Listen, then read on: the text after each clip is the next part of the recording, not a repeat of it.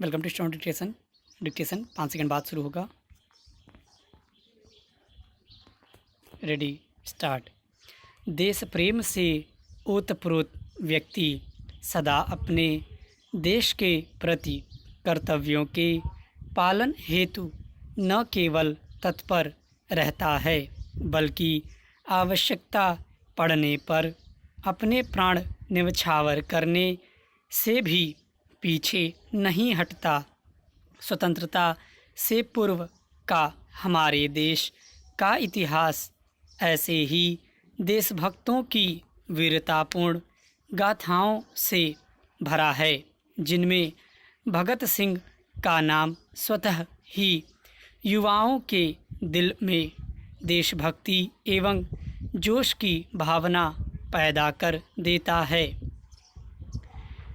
स्वतंत्रता की बलिवेदी पर अपने आप को कुर्बान कर उन्होंने भारत में न केवल क्रांति की एक लहर पैदा की बल्कि अंग्रेजी साम्राज्य के अंत की शुरुआत भी कर दी थी। यही कारण है कि भगत सिंह आज तक अधिकतर भारतीय युवाओं के आदर्श बने हुए हैं और अब तो भगत सिंह का नाम क्रांति का पर्याय बन चुका है। भगत सिंह अपने जीवन काल में ही अत्यधिक प्रसिद्धि एवं युवाओं के आदर्श बन चुके थे। उनकी प्रसिद्धि से प्रभावित होकर पट्टाभी सीतारामैया ने कहा था, यह कहना अतिशयोक्ति नहीं होगी कि भगत सिंह का नाम भारत में उतना ही लोकप्रिय है जितना कि गांधी जी का। भगत सिंह का जन्म 27 सितंबर 1907 को पंजाब के जिला लायलपुर में बंगा नामक गांव में एक देशभक्त सिख परिवार में हुआ था, जो अब पाकिस्तान में है। भगत सिंह के पिता सरदार किशन सिंह एवं उनके चाचा अजीत सिंह तथा स्वर्ण सिंह अंग्रेज़ों के खिलाफ होने के कारण जेल में बंद थे। जिस दिन भगत सिंह का जन्म हुआ था उसी दिन उनके पिता एवं चाचा जेल से रिहा हुए थे। इसलिए उनकी दादी ने उन्हें अच्छे भाग्य वाला मानकर उनका नाम भगत सिंह रख दिया था। देशभक्त परिवार में जन्म लेने के कारण भगत सिंह को बचपन से ही देशभक्ति और स्वतंत्रता का पाठ पढ़ने को मिला। भगत सिंह की प्रारंभिक शिक्षा उनके गांव में ही हुई।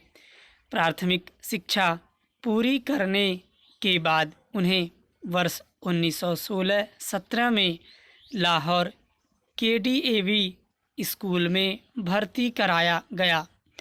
रॉलेट एक्ट के विरोध में संपूर्ण भारत में जगह जगह प्रदर्शन किए जाने के दौरान 13 अप्रैल 1919 को अमृतसर के जलियांवाला बाग हत्याकांड में हजारों निर्दोष भारतीय मारे गए। इस नरसंहार की पूरे देश में भर्त्सना की गई। इस कांड का समाचार सुनकर भगत सिंह लाहौर से अमृतसर पहुँचे और जलियांवाला बाग की मिट्टी एक बोतल में भरकर अपने पास रख ली ताकि उन्हें याद रहे कि देश के इस अपमान का बदला उन्हें अत्याचारी अंग्रेज़ों से लेना है। वर्ष 1920 में जब महात्मा गांधी ने असहयोग आंदोलन की घोषणा की तब भगत सिंह ने अपनी पढ़ाई छोड़ दी और देश के स्वतंत्रता संग्राम में कूद गए, किंतु लाला लाजपत राय ने लाहौर में जब नेशनल कॉलेज की स्थापना की तो भगत सिंह भी इसमें दाखिल हो गए। इसी कॉलेज में वे यशपाल, सुखदेव, तीर्थराम एवं झंडा सिंह जैसे क्रांतिकारियों के संपर्क में आए। भगत सिंह ने आत्मकथा the door to death ideal of socialism, स्वाधीनता की लड़ाई में पंजाब का पहला उभार तथा मैं नास्तिक क्यों हूँ नामक कृतियों की रचना की। वर्ष 1928 में साइमन कमीशन जब भारत आया तो लोगों ने इसके विरोध में लाला लाजपत राय के नेतृत्व में एक जुलूस निकाला। इस जुलूस में लोगों की भीड़ बढ़ती जा रही थी।